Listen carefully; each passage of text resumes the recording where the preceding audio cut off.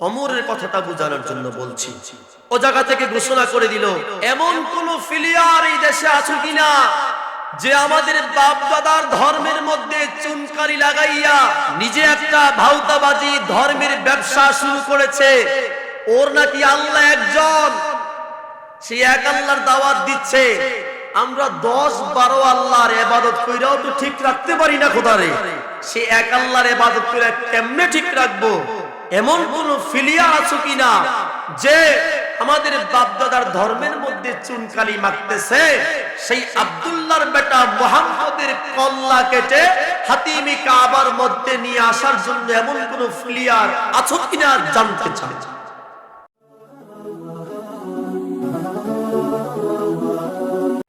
হযরতে ওমরের একটা হাদিস মনে পড়ে গেল।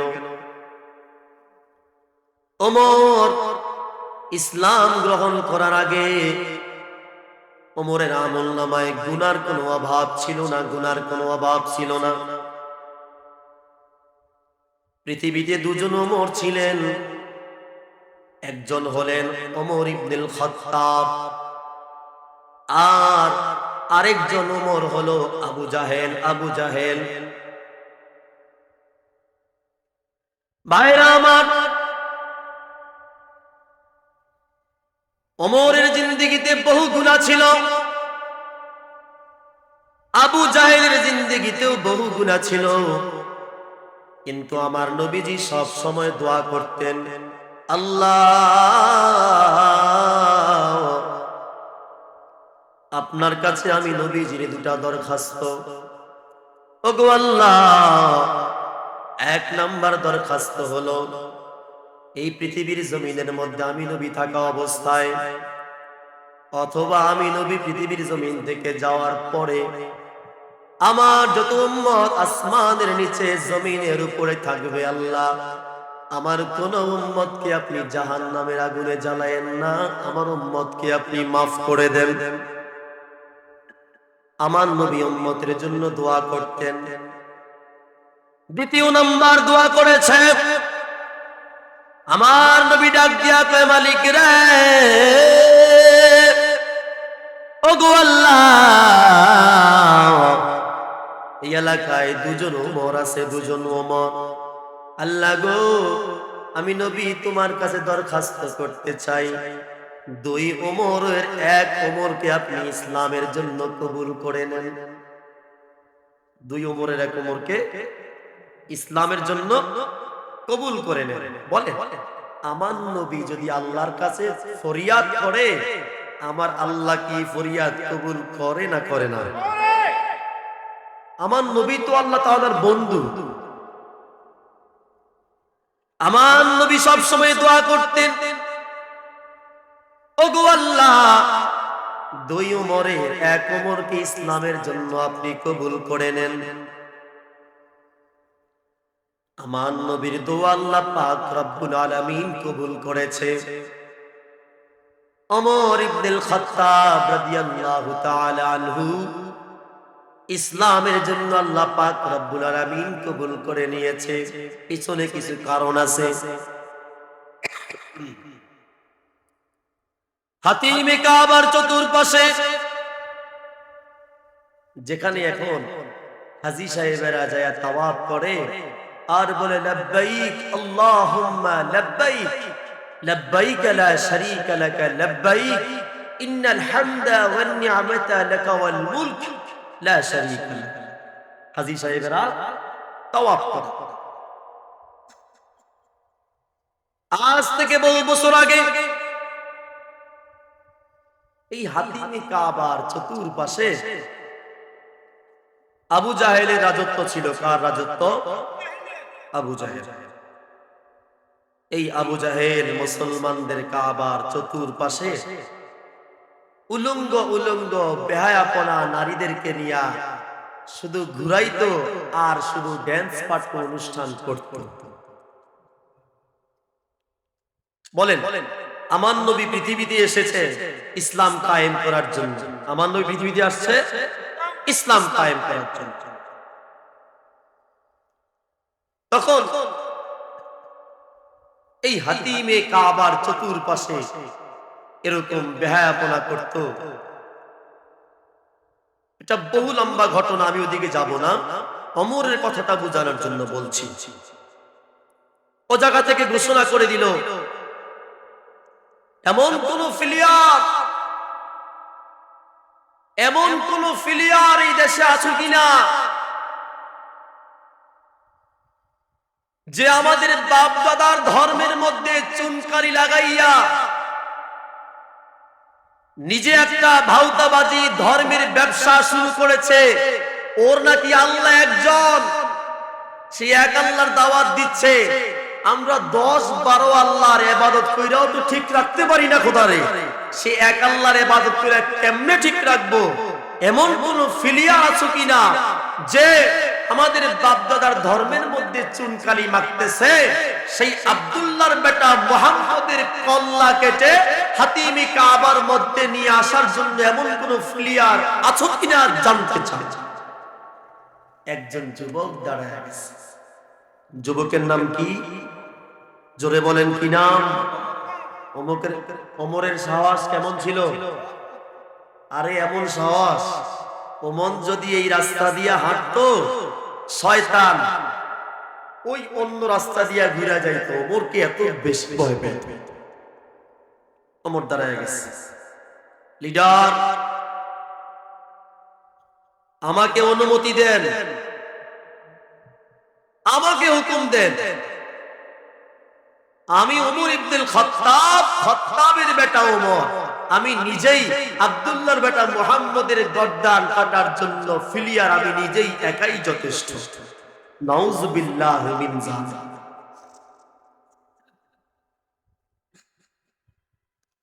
হযরত ওমর দাঁড়ায় গেল।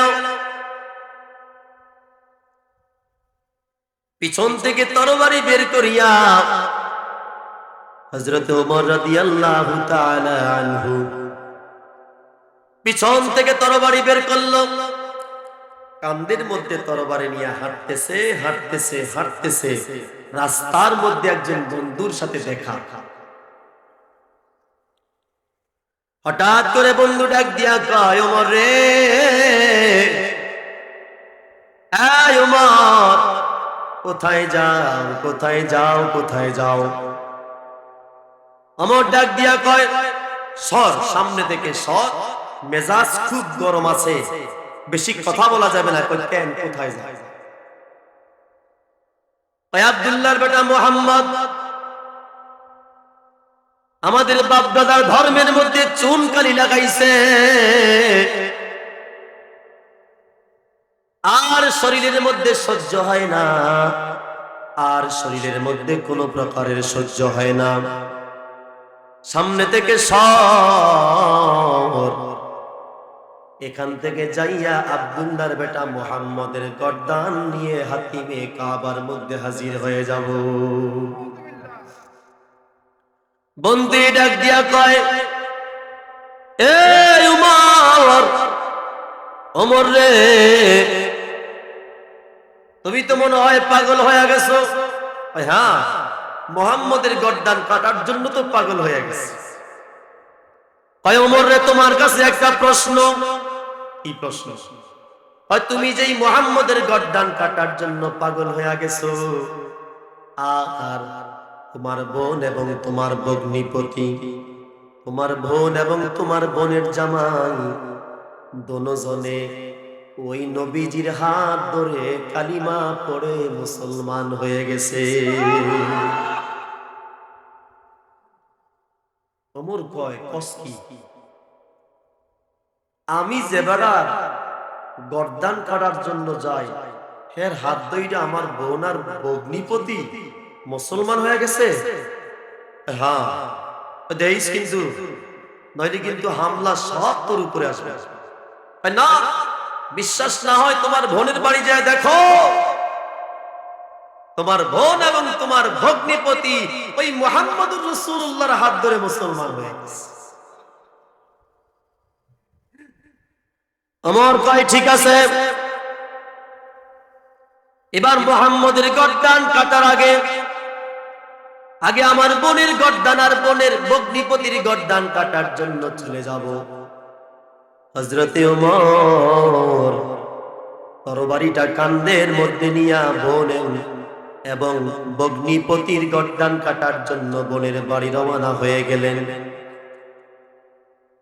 প্রচন্ড গতিতে ছুটলেন, বোনের বাড়ির দরওয়াজার সামনে চলে গেলেন। এখন যাওয়ার পরে তরবারির পিঠ দিয়া দরজার মধ্যে আওয়াজ দেয়,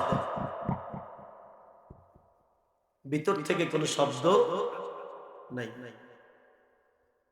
মেজাজ গরম কইরা ওমর ডাক দিয়া কয়,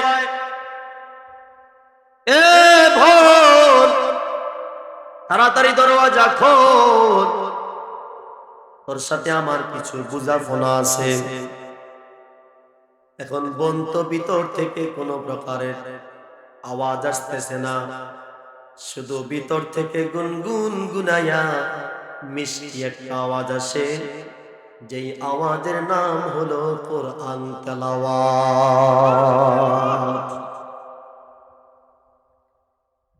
বোন ভিতরে বসে বসে কোরআন শরীফ তেলাওয়াত করতেছে। বিসমিল্লাহির রহমানির রহিম, তাহা মা আনজালনা আলাইকাল কুরআনা লিতাশকা। বোন ভিতরে বসে বসে কোরআন শরীফ তেলাওয়াত করতেছে। ওমরের মেজাজ গরম হয়ে গেল, কি রে প্রণব, বললাম দরজা খোলার জন্য, তোর কানে কি কথা যায় না? এবার বোন ভগ্নিপতিকে বলে, স্বামী আমার, তুমি একটু আড়ালে যাও, আমি আমার ভাইয়ের সাথে কথা বলি। তবে স্বামী গো, আমার জন্য দোয়া করবা। আমি যেই নবীর হাত ধরে মুসলমান হয়েছি, ওই নবীর প্রেমে পাগল হয়ে, ওই ইসলামের প্রেমে পাগল হয়ে আমার যদি জীবনও চলে যায়, তারপরও আমি সুখী হতে চাই। আমার ভাই যদি আমার গর্দান নিয়ে নেয়, আমার কোনো আফসোস নাই, কোনো কষ্ট নাই। তুমি আমার জন্য দোয়া করবা, আমি যেন ইসলাম কায়েম করতে পারি।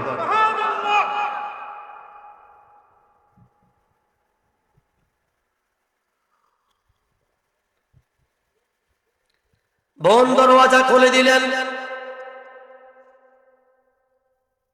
দরওয়াজা খোলার পরে হযরত ওমরের মেজাজ গরম না ঠান্ডা? শুধু কি গরম? ওরে বাপ রে বাপ! জিজ্ঞাসা করে, কিরে এতক্ষণ পর্যন্ত দাঁড়ায় ছিলাম, তুই দরজা খুলতে দেরি করলি কেন? বোন ডাক দিয়া কয়, ভাই আমার, আমি দরওয়াজা খুলতে দেরি করেছি কারণ আমি আমার মালিকের সাথে, আমি আমার আল্লাহর সাথে প্রেমের কালেকশন নিয়ে বসে বসে কোরআন তেলাওয়াত করতেছি।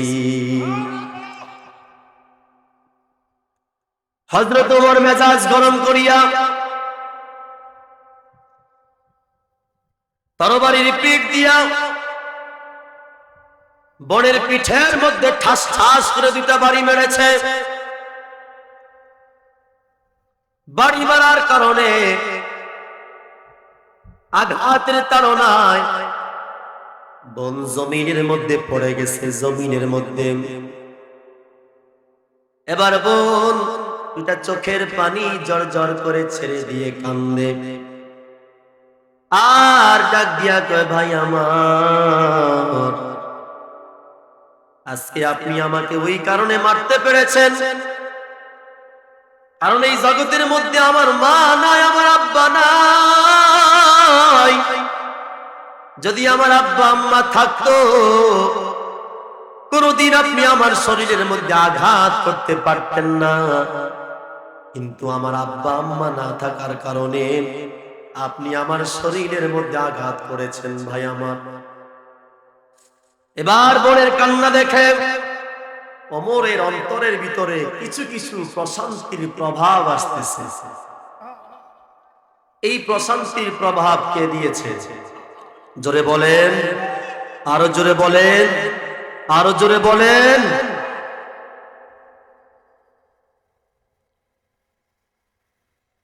বোন ডাক দিয়া কয়, ভাই আমারে মারছেন, কোনো কষ্ট নাই, কোনো দুঃখ নাই, কোনো আফসোস নাই, তবে ভাই মারতে মারতে মারতে মারতে আমাকে শেষ করে দিবেন। আপনার এই তলোয়ারের সামনে আমি বোনের গর্দান দিতে রাজি আছি, কিন্তু ভাই ইসলাম ছেড়ে অন্য কোন ধর্মে যেতে আমি বোন রাজি নাই। কারণ যেই মুহাম্মদুর রাসূলুল্লাহ সাল্লাল্লাহু আলাইহি ওয়াসাল্লামের হাত ধরে মুসলমান হয়েছি, কালিমা পড়েছি, সেই রাসূলের সাথে সেই আল্লাহর রাস্তায় নিজের জীবনকে কুরবান করে দিতে চাই। এবার হযরত ওমর ডাক দিয়া কয়, বোন সব ঠিক আছে, আমি দরজার সামনে আসলাম, ঠক ঠক করে আওয়াজ দিলাম, দরজা খুলতে দেরি করলি, কিন্তু আমি দরজার বাহির থেকে শুনলাম ভিতরে কিসের জানি একটা মিষ্টি আওয়াজ শোনা যায়, গুনগুন গুনগুন গুনগুন করে কি জানি তুই পড়তিছস, একটু আবার যদি পড়তি আমি ভাই একটু শুনতাম।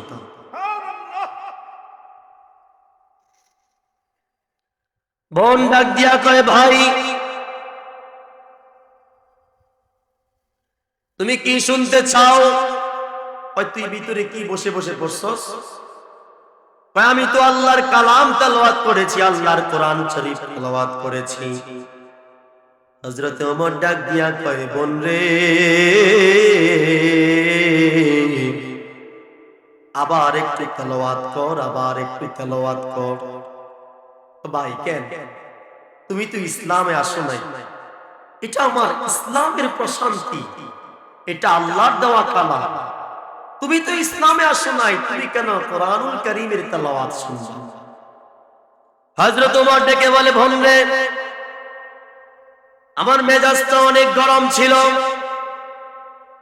তুই যেই সময় ঘরের ভিতরে বসে বসে কোরআন শরীফ তেলাওয়াত করতেছস, আমি ভাই বাহির থেকে কোরআনের তেলাওয়াত শুনে আমার মনের মধ্যে কেন জানি শান্তি জেগে উঠেছে, শান্তি জেগে উঠেছে। এই কোরআনের আওয়াজটা কেমন জানি আমার কাছে মধু মধু লেগেছে। আবার যদি একটু তেলাওয়াত করতি আমি ভাই তোর কোরআন শরীফের তেলাওয়াত শুনতাম। যে ওমর এতক্ষণ গর্দান কাটার জন্য হাজির, সেই ওমর এখন কোরআন শরীফের তেলাওয়াত শোনার জন্য প্রস্তুত। আমার নবী বসে বসে বলতেছে, আল্লাহ দুই ওমরের এক ওমরকে ইসলামের জন্য কবুল করো। এবার বোন ডাক দিয়া কয়, ভাই আমার কোরআনের তেলাওয়াত আপনারে শুনাইতে পারি, তবে একটা শর্ত আছে, শর্ত। হযরত ওমর ডাক দিয়া কয়, বোন রে যে কোনো শর্ত মানতে রাজি আছি, তারপরও তোর জবান থেকে এই তেলাওয়াত শুনতে চাই, তেলাওয়াত শুনতে চাই।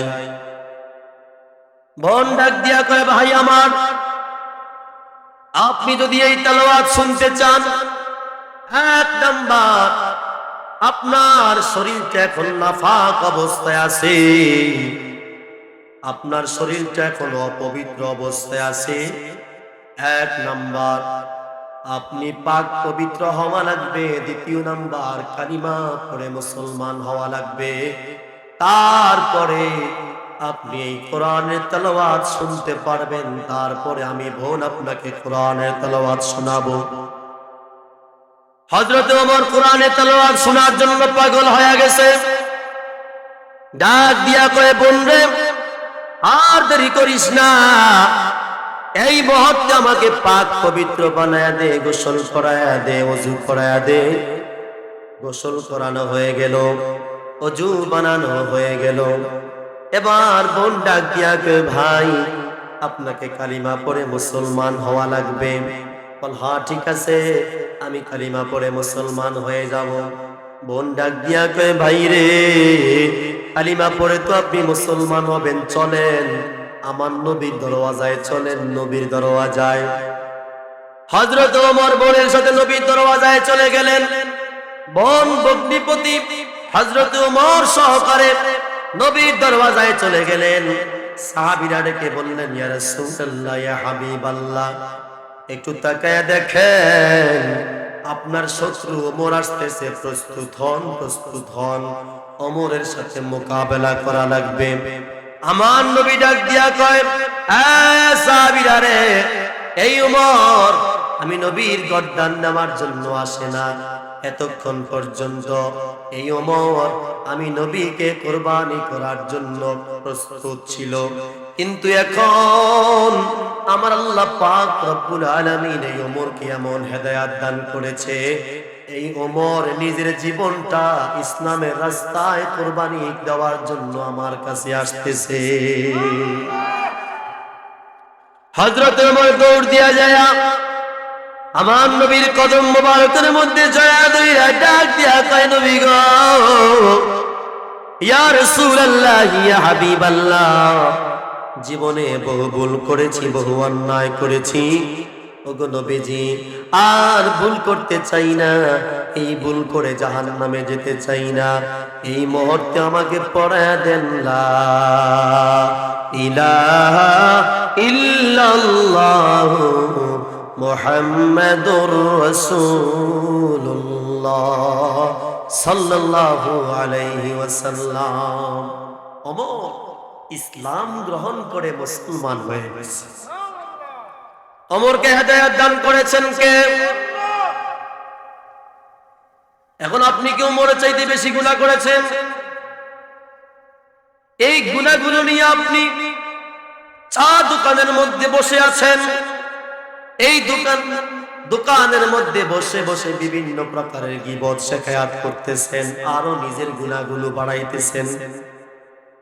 যেই পরিমাণ গুনাহ করেছেন, এই গুনাহগুলো নিয়ে আপনি হাটে বাজারে বহু জায়গায় আড্ডা দিতেছেন, তারপরও গুনাহগুলোর জন্য আমার মালিকের দরওয়াজায় তওবা করতেছেন না।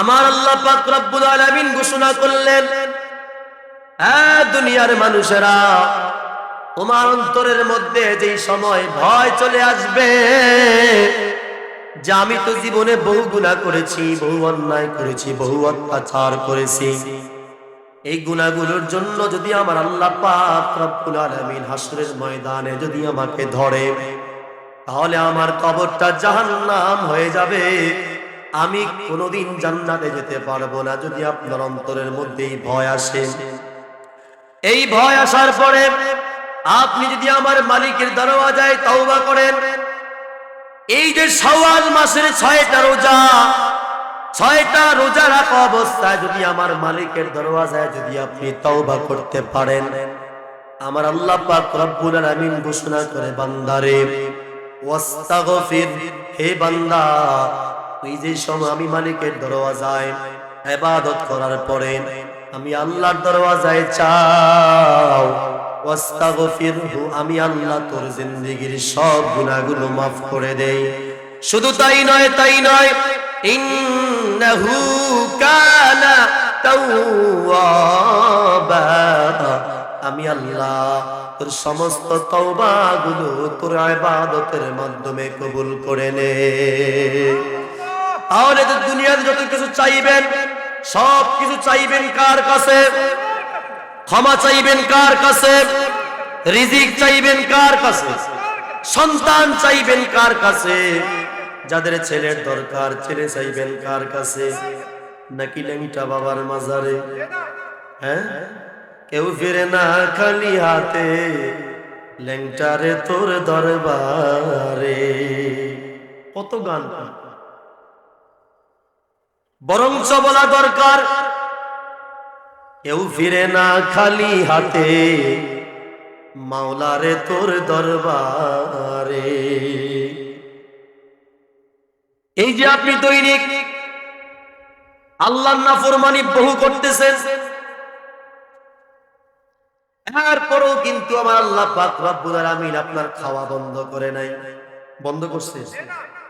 কোনদিন বলতে পারবেন হুজুর বহু অভাবে ছিলাম, এই 7 থেকে 8 দিন, 10 দিন, 12 দিন, 15 দিন, 1 মাস ঘরে ভাত নাই, চাউল নাই, খাইতে পারি নাই, বলতে পারবেন?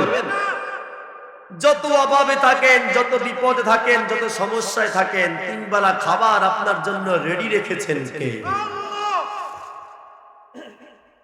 ভাইরা আমার,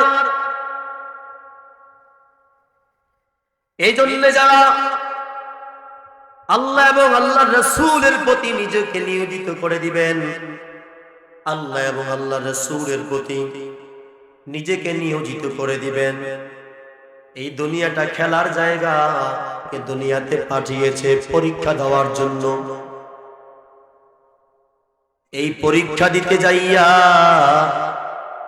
যদি আপনি পরীক্ষার হলের মধ্যে হাতের লেখা খারাপ করেন, অথবা প্রশ্নটা না বুঝিয়া যদি প্রশ্নের জবাব দেন, বলেন হাতের লেখা খারাপ হওয়ার কারণে, প্রশ্নটা না বুঝিয়া জবাব দেওয়ার কারণে, সঠিক জবাব না দেওয়ার কারণে আপনার পরীক্ষার রেজাল্ট কি ভালো হবে না খারাপ হবে?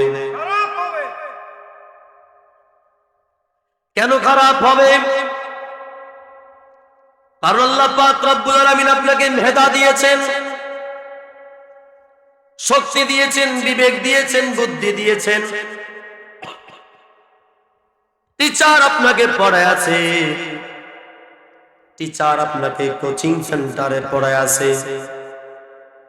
যদি এই টিচারের পড়াটা আপনি ঠিক মতো বুঝতে না পারেন, শিখতে না পারেন, তাহলে পরীক্ষার হলের মধ্যে ভালো লেখাও লিখতে পারবেন না, আর ভালো রেজাল্টের আশাও করতে।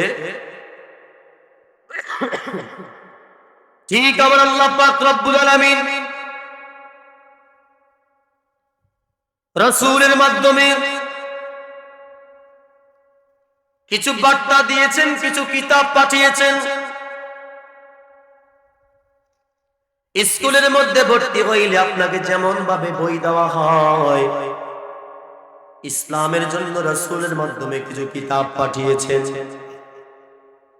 এই কিতাবগুলো অনুযায়ী যারা আমল করতে পারবে, যারা আল্লাহ এবং আল্লাহ রাসূলের কথাগুলো মেনে চলতে পারবে, আমার আল্লাহ পাক রব্বুল আলামিন ঘোষণা করে, আমার যে বান্দা আমার হাবিবের সুন্নত তরিকায় চলবে, আমি আল্লাহর কথাগুলো মেনে চলবে, আমি আল্লাহ আমার বান্দার জন্য 3টা পুরস্কারের ঘোষণা করলাম। কয়টা পুরস্কার? 3টা পুরস্কারের ঘোষণা করলাম। 1 নাম্বার,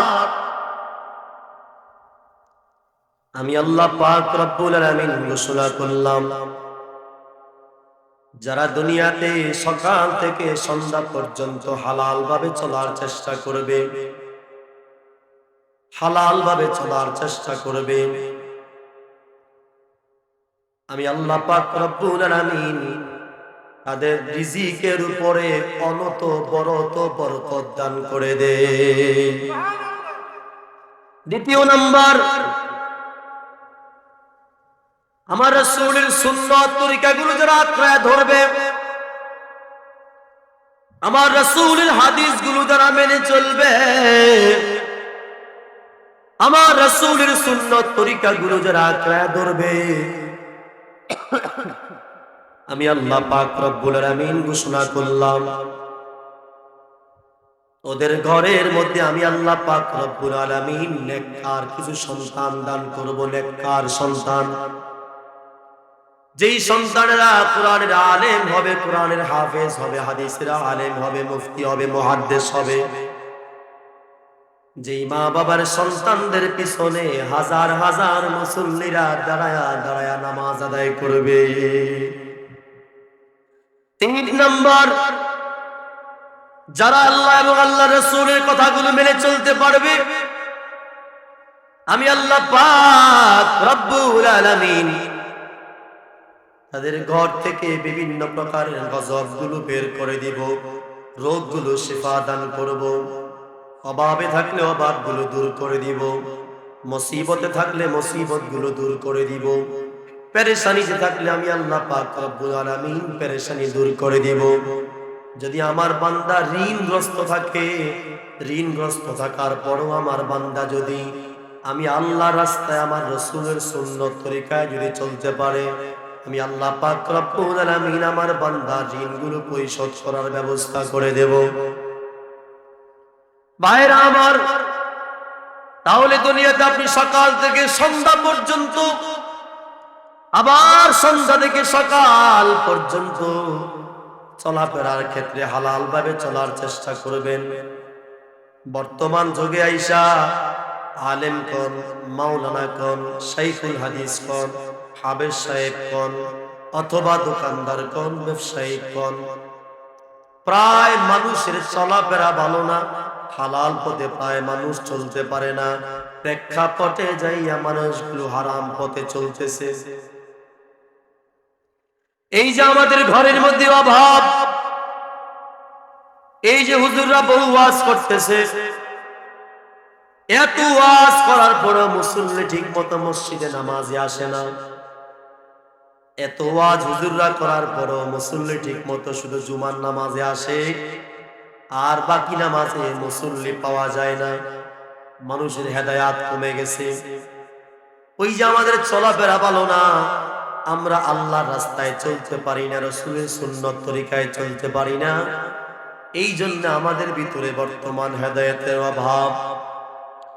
আল্লাহ রাসূল সাল্লাল্লাহু আলাইহি ওয়াসাল্লাম ঘোষণা করলেন, হেদায়েত করার মালিক হচ্ছে আমার আল্লাহ। ওই যে দুই ওমরেরা কোমরের জন্য নবীজি দোয়া করলেন, আল্লাহ পাক রব্বুল আলামিন ওমর ইবনুল খাত্তাবকে হেদায়েত দান করলেন। আর নবীজির আপন চাচা আবু জাহেল, নবীজির আপন চাচা আবু জাহেল, আবু জাহেলকে নবীজি নিজে স্বইচ্ছায় বউ বুঝাইছে। এরপরও আবু জাহেলের কপালে হেদায়েত নাই, সে রাসূলের ইসলাম মানতে পারে নাই। এখন আবু জাহেল জাহান্নামী হয়ে গেল। কিন্তু হাদিস শরীফের মধ্যে ঘোষণা, সপ্তাহে একদিন আবু জাহেলের কবরের মধ্যে আবু জাহেলের শাহাদাত আঙ্গুলের মাধ্যমে জান্নাত থেকে মধুর নহর চালু হয়ে যায়, দুধের নহর চালু হয়ে যায়, জান্নাতি শরাবের নহর চালু হয়ে যায় আবু জাহেলের শাহাদাত আঙ্গুলি দ্বারা। কেন চালু হয়ে যায় এটা অনেকেই জানেন। আমার নবী পৃথিবীতে আসার পরে আবু জাহেলের কাছে যাইয়া, আবু জাহেলের একজন দাসী যাইয়া আবু জাহেলকে খবর দিল, হে আবু জাহেল, তোমার ভাই আব্দুল্লাহর ঘরের মধ্যে ফুটে একজন সন্তান পৃথিবীতে আগমন করেছে। তোমার ভাই আব্দুল্লাহর ঘরের মধ্যে ফুটফুটে একজন সন্তান পৃথিবীতে আগমন করেছে, যার নাম নাকি আসমানে আহমদ, জমিনে মুহাম্মদুর রাসূলুল্লাহ সাল্লাল্লাহু আলাইহি ওয়াসাল্লাম। এই খবর পাওয়ার পরে আবু জাহেল এই শাহাদাত আঙ্গুল দিয়া নিজের দাসীকে আজাদ করে দিয়েছে। আল্লাহ পাক রব্বুল আলামিন আবু জাহেলের এই কাজটা দেখে খুশি হয়ে এখন আবু জাহেলের কবরের মধ্যে সপ্তাহে একদিন সোমবার এই শাহাদাত আঙ্গুল দ্বারা জান্নাতি মধুর নহর চালু করে দিয়েছে। ভাইরা আমার, বুঝানোর জন্য বলছি, যারা নবীর তরিকায় চলে, যারা নবীর সুন্নাত গুলো মেনে চলে, যারা আল্লাহ এবং আল্লাহ রাসূলের তরিকা মোতাবেক চলে, ওদের জন্য দুনিয়াতেও শান্তি, ওদের জন্য আখিরাতেও, কথা বলেন, যারা আল্লাহ এবং আল্লাহ রাসূলের রাস্তায় চলে ওদের জন্য দুনিয়াতেও শান্তি, ওদের জন্য আখিরাতেও ওদের ইজ্জতের কোনো অভাব নাই। আছে হাজী সাহেবেরা যারা হজে গেছে ওরা দেখে আসছে আবু জাহেলের বাড়ির কাছে। আবু জাহেলের এত বড় একটা বাড়ি ছিল, এই বাড়িটার ভিতরে বর্তমান কি আছে? টয়লেট আছে, লেট্রিন, আর হযরত খাদিজাতুল কুবরা রাদিয়াল্লাহু তাআলা নিজের জীবন, নিজের যৌবন সব কিছু আমার রাসূলের জন্য উৎসর্গ করে দিবে। খাদিজা সব কিছু নবীজির কদম মোবারকে দিয়ে দিবে। দেওয়ার কারণে এখন হাজী সাহেবেরা হযরত খাদিজাতুল কুবরা রাদিয়াল্লাহু তাআলা আনহার বাড়ি যাওয়ার পরে হাজী সাহেবেরা চেষ্টা করে 2 রাকাত নামাজ পড়ে আল্লাহর কাছে ফরিয়াদ করার জন্য। আর আবু জাহেলের বাড়ির কাছে যাইয়া হাজী সাহেবেরা কি করে, যদি কোনো হাজী সাহেবের পায়খানা নাও ধরে, এরপরও হাজী সাহেবেরা আবু জাহেলের বাড়ির মধ্যে যায়। যাওয়ার পরে এমন কোথান কোথায় একটু পায়খানা নি আবু জাহেলের বাড়ির মধ্যে দিয়া যাওয়া যায়। তাহলে বলেন, খাদিজা নবীজিকে ভালোবাসার কারণে আসমান এবং জমিনের মধ্যে খাদিজাকে সম্মানী বানিয়েছেন কে? আর আবু জাহেল আমার নবীজির কথা না মেনে ইসলাম ধর্ম গ্রহণ না করে আসমান এবং জমিনের মধ্যে আবু জাহেলকে অসম্মানী করেছেন কে? তাহলে ভাইয়েরা আমার, এখন আমরা যারা হযরত খাদিজার মতো সম্মানী হতে চাই, আল্লাহ এবং আল্লাহর রাসূলের কথাগুলো মেনে চলতে হবে।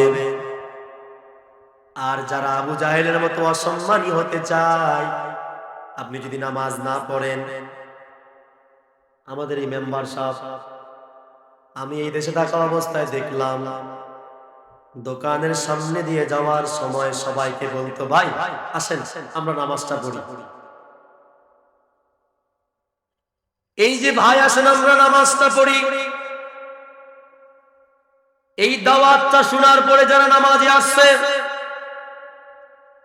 তাদের আমলনামায় তো সওয়াব হইছে, কিন্তু যিনি নামাজের দাওয়াত দিয়েছে ওনার আমলনামাও তেমন সওয়াব। এখন আপনি নামাজের দাওয়াত দেওয়ার পরে আপনার কোন ভাই, আপনার কোন বন্ধু, আপনার কোন মুসলমান ভাই আপনার দাওয়াত গ্রহণ না করে নামাজে আসে নাই, এখন আপনি যে দাওয়াত দিয়েছেন আপনার কি গুনাহ হইছে? আরো বরঞ্চ আল্লাহ পাক রব্বুল আলামিন আপনার আমলনামার মধ্যে একটা সওয়াব দিয়েছে। কি সওয়াব? কারণ আপনি তাকে নামাজের দাওয়াত দিয়েছেন। নামাজের দাওয়াত দেওয়ার কারণে আমার আল্লাহ পাক রব্বুল আলামিন আপনার প্রতি খুশি হয়েছে। ভাইরা আমার, এই যুবকেরা, এই দেবীপুর গ্রামের আমানউদ্দিন হাজী বাড়ির যুবক ছেলেরা, ওরা ইচ্ছা করলে আজকের এই মাঠের মধ্যে নাচ গানের আয়োজন করতে পারত। কেন পারত না? আমরা আসার সময় দেখে আসছি এই পিকআপের মধ্যে পোলাপাইন ডেক্সেট নিয়া বহু প্রকারের নাচ গান ডেক্সেট বাজাচ্ছে। এই গ্রামের ছেলেরাও তো পারতো, এরকম ডেক্সেট বাজাইতে পারতো কি পারতো না? কিন্তু তারা এই মাহফিলটা সাজিয়েছে। ভাইরা আমার, এই যে যুবকরা এত কষ্ট করে এই মাহফিলটা সাজিয়েছে, এই মাহফিলটার মধ্যে আপনারা যারা বসেছেন, আমার নবীজির হাদিস শরীফের মধ্যে পাওয়া যায়, যতক্ষণ পর্যন্ত মাহফিলের মধ্যে বসে আছেন ততক্ষণ পর্যন্ত আপনার জিন্দেগি থেকে সগীরা নামক কিছু গুনাহ আছে। এই গুনাহগুলো আল্লাহ পাক রব্বুল আলামিন এই কোরআনের কথাগুলো শোনার কারণে আপনার আমলনামা থেকে গুনাহগুলো মাফ করে দিয়েছে। এজন্য ভাইয়েরা আমার, যারা এখানে আসছেন তাদের কাছে আমার সামান্য কিছু আবদার থাকবে। এই মাহফিলটা করার জন্য তারা বহু পরিশ্রম কইরা মাইক লাগাইছে, প্যান্ডেল করছে, বহু টাকা নষ্ট করেছে, ইসলামের কাজে নষ্ট করেছে, আমলের নিয়তে, কবরওয়ালার কবরের আযাব মাফ করার নিয়তে করেছে। এই জায়গার মধ্যে আমরা যারা আছি, আমাদের মধ্যে যারা আছেন হুজুর আমার আব্বা নাই, আম্মা নাই, আমার আব্বার জন্য, আম্মার জন্য, বাবার জন্য 500, মায়ের জন্য 500, সর্বমোট 1000 টাকা দেওয়ার জন্য 30 জন মানুষ চাই। যদি এর চাইতে বেশি থাকেন তাও বলতে পারেন। হুজুর আমি এই মাহফিলের মধ্যে আব্বা আম্মার জন্য দান করব। আল্লাহ পাক রব্বুল আলামিন যেন আমাদের প্রত্যেকের দানগুলো কবুল করে, আমিন।